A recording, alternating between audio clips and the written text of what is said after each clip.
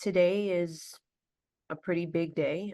Just gonna Mhm. start off with telling me how you feel right now. What's today mean to you? Yeah. Today, this week has been a very heavy week for me and my family. I am hoping for some type of closure and just closure to a chapter in which has kind of been bookmarked for the last 27 years. I'm looking to breathe again and to not have this feel as if it's lingering and like on a um outstanding list. And so a question I have is, do you agree with today, with the execution that's scheduled to happen today? I have been asked that a question more often than I probably have fingers to count on, and my response will always be, I I have never thought about this topic. I believe the decisions made today were made while I was a minor, so I had no choice in the matter of my fate then, and I had no choice in the decisions made for today. So I have not given it any thought, so therefore I do not have a stance. And so, like you said, you've waited 27 years for justice, to really come for the sentence that was handed out to be um, gone through with. Hmm. What, how does that even feel to wait that long? Is it going to bring you peace today? Um,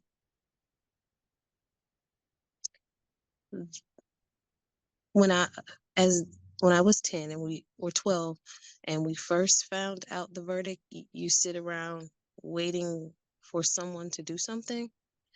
And after a while, it just kind of felt like it was a backpack I was carrying around, that there was something that was never done. And I wasn't sure that anything would ever be done. Um, I guess it just kind of felt heavy for the last 27 years, wondering would anything be done.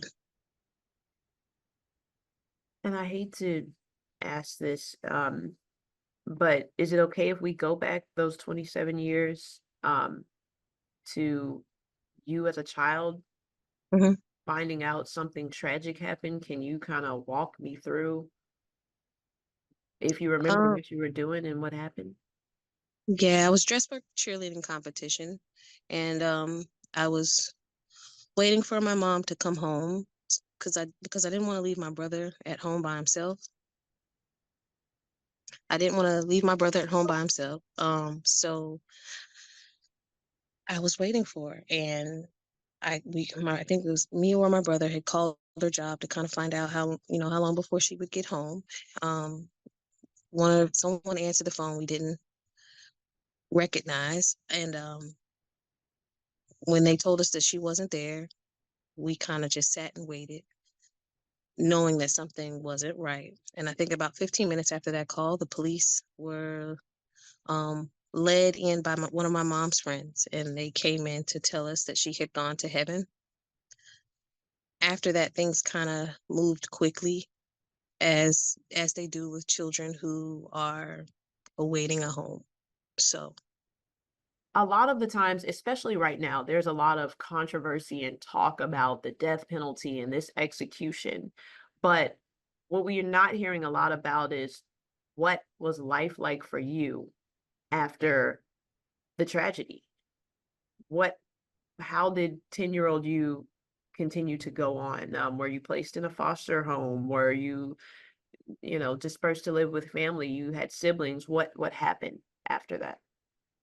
shortly after receiving the news, I think that the police or whomever began to make phone calls, and one of those phone calls went to my grandmother.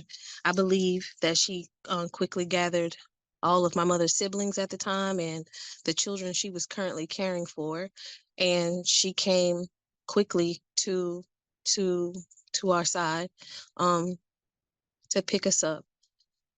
My grandmother was almost 70 at the time, and I knew that I understand now that it was tough for her to have to do that job, but she did well too. She we I stayed with her until I graduated from high school, and then I quickly moved to college, and that was kind of life after that, just figuring out my way from there. And this is a rhetorical question. It's going to sound like one, but I just want to know from you the answer. Did you and your siblings suffer from losing a mom? Well, Absolutely. Um, so the first memory that made losing my mom real was right after the first Christmas. Um, before before my mom died, every Christmas was magical.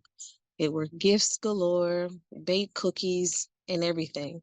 And the first Christmas without her, we realized that those things weren't real. We were grateful for my mother had planned. I didn't find out till after her death that she planned Christmases in the fall. So she was working Kmart and Walmart at the time of her death, and she had our Christmas gifts at a layaway in both of the stores.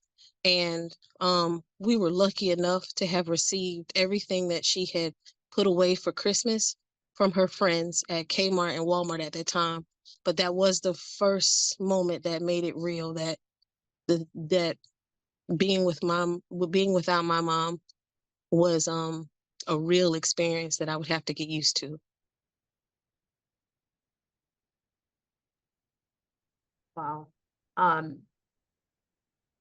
I have pretty much asked you um, the questions, that I came here to ask, and that was, you know, well, I do have one more, and that's just what will life be like now, and more so emotionally, mentally after today.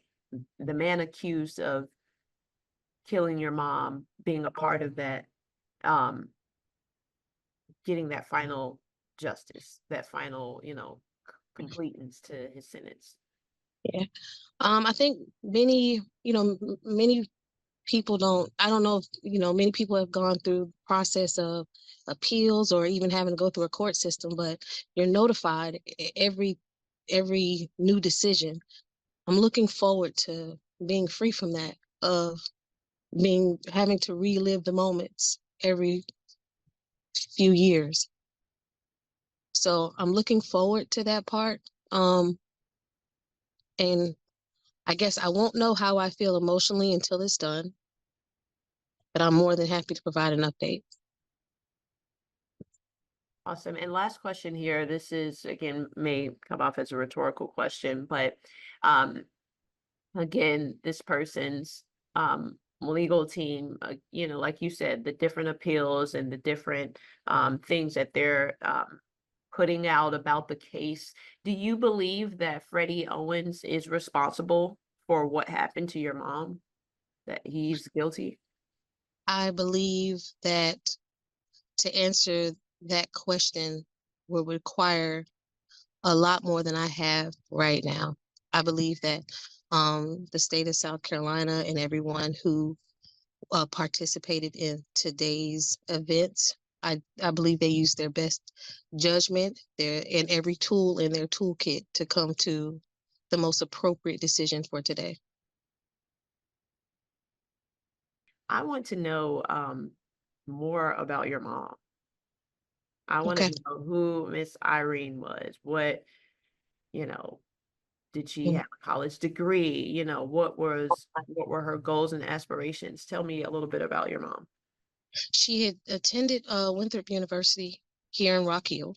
Um, she completed 2 years, and she was married shortly after. She had my brother. We and I believe that was at that time that she relocated to Greenville. Um, After that, she was about her kids. Once she had her first one, it was everything about her children.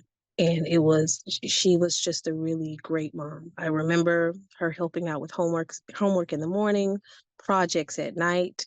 She took us to dance competitions, and even in her spare time, she filled our time in with stories about her life.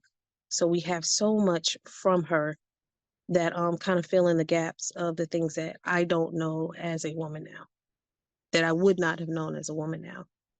And how do you keep her legacy alive and stay connected with who your mom was, as a mom yourself? Are you a mom? I think I'm oh, I yeah, am. I'm a did mother of you three. had Mm-hmm. kids, okay.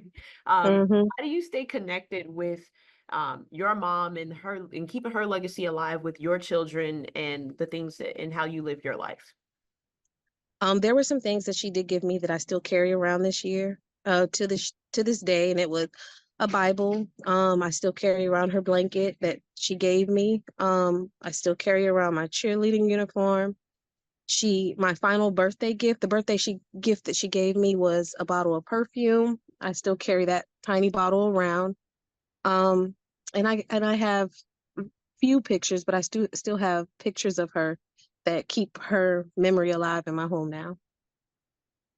Thank you so much for being brave, embodying everything that your mom was, and just sharing her story, sharing your piece, what you guys went through. I really appreciate that.